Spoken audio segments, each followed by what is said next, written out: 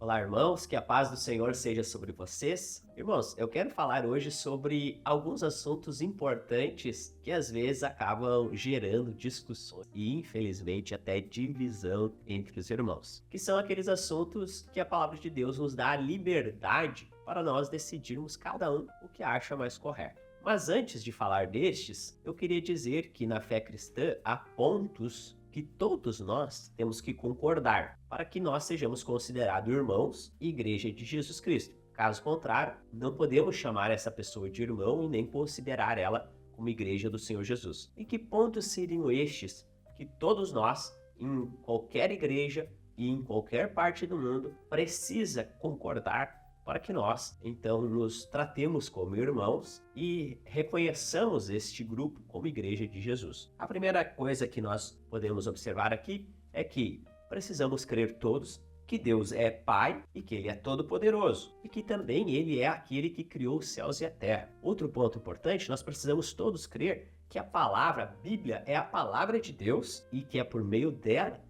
que Deus se revela aos homens. Também nós precisamos crer todos que Jesus Cristo é o Filho desse Deus Pai e, portanto, esse Jesus também é Deus. Outro ponto que nós precisamos concordar, irmãos, é que Jesus se fez homem e veio a essa terra, foi concebido pelo poder do Espírito Santo através de Maria, sua mãe. Também nós precisamos crer que Jesus foi condenado e sofreu sob o poder de um governador chamado Pôncio Pilatos, o que mostra que Jesus também tem um ponto histórico da existência dele, porque conseguimos lembrar deste governador Pôncio Pilatos, que mostra a história de Jesus inserido no Império Romano, que é um império muito estudado até os dias de hoje. Também nós precisamos acreditar, irmãos, e confirmar a fé de que esse Jesus que sofreu sob o poder de Pôncio Pilatos, ele foi condenado, ele foi morto, foi crucificado e sepultado. Também nós precisamos crer no que diz a palavra de Deus, que neste período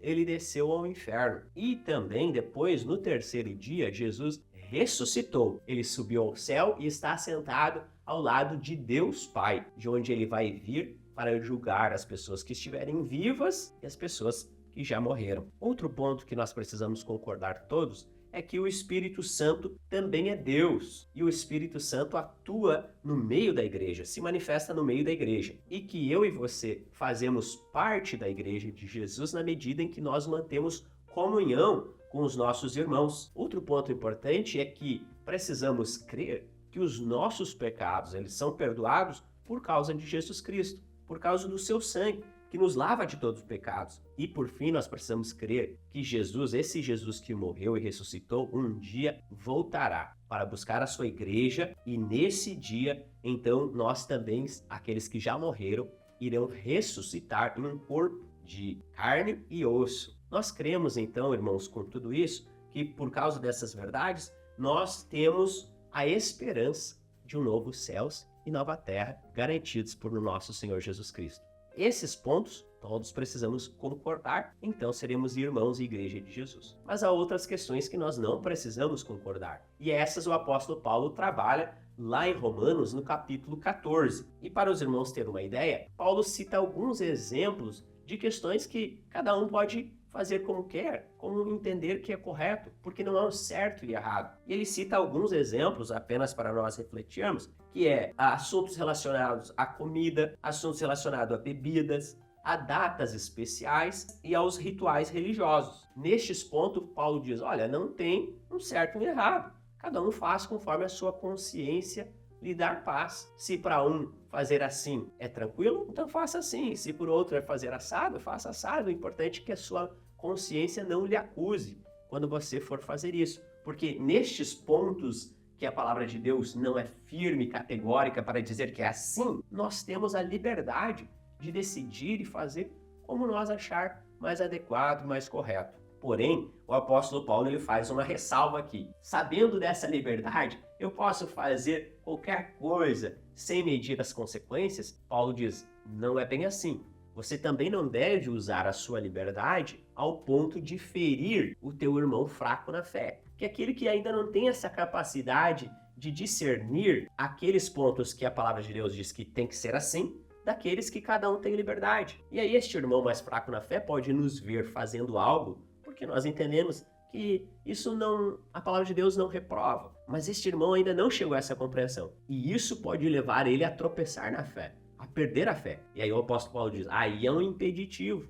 Aí nós não deveríamos usar a nossa liberdade para ferir o nosso irmão. Pelo contrário, por conta do amor fraternal, nós deveríamos cuidar como nós vamos usar a nossa liberdade. Por isso, irmãos, aqui o apóstolo Paulo está querendo dizer o que para nós? Aquilo que nós às vezes ouvimos ou até dizemos, eu não estou nem aí com o que os outros pensam de mim. Não é bem assim, não deveríamos agir dessa maneira, porque dessa forma podemos estar fazendo tropeçar na fé um irmão, e o apóstolo Paulo vai dizer, alguém por quem Cristo morreu. Aí por causa da nossa liberdade, estamos fazendo alguém se perder. Não deveríamos agir dessa forma, não usar da nossa liberdade para que alguém tropece na fé. Então, sabendo disso, o que nós devemos fazer? Sabendo que há irmãos entre nós que são mais fracos na fé, que não têm essa capacidade ainda de discernir que determinadas questões não há certo e nem errado, desde que seja feito para a glória de Deus, como Paulo vai tratar aqui em Romanos 14, você pode fazer e pensar diferente de mim, diferente do pastor, diferente do fulano, do Beltrano, da igreja A e B ou C, não tem problema nenhum. Mas como nós agir então para não machucar o nosso irmão na fé? Aí o versículo 22 do capítulo 14 aqui de Romanos,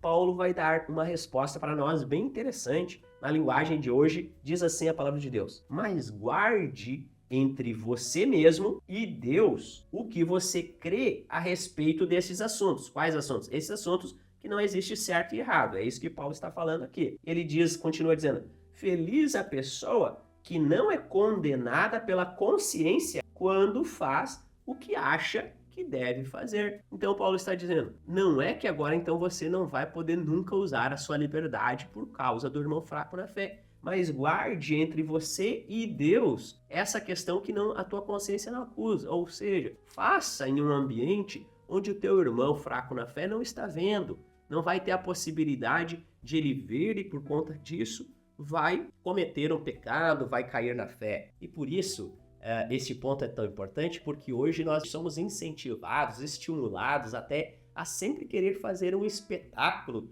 de tudo que estamos fazendo. Se estamos passeando, viajando, comendo alguma coisa, fazendo uma festa, precisamos mostrar sempre tudo isso. Porém, quando agirmos assim sem pensar no nosso irmão mais fraco na fé, podemos estar levando a ele a pecar. E aí nós estaremos errados, segundo a palavra de Deus. Então, o que você deve fazer? Irmão, se determinado ponto, se determinada situação não te acusa na mente, a palavra de Deus não diz, faça assim ou faça assado, e você acha, eu vou fazer assim porque dessa maneira eu acho que é mais adequado. Pode fazer, irmão, mas não faça e não exponha aos olhos daquele que é fraco na fé. Especialmente quando falamos de rede social, porque nós não sabemos quem está nos assistindo e talvez ali vários irmãos fracos na fé vão ver algum ato ou alguma palavra minha que poderá escandalizá-los, poderá levá-los a tropeçar na fé. Então, irmão, faça essas questões que a tua mente não te acusa com tranquilidade, na liberdade do Espírito, mas cuide para não ferir o teu irmão. Amém.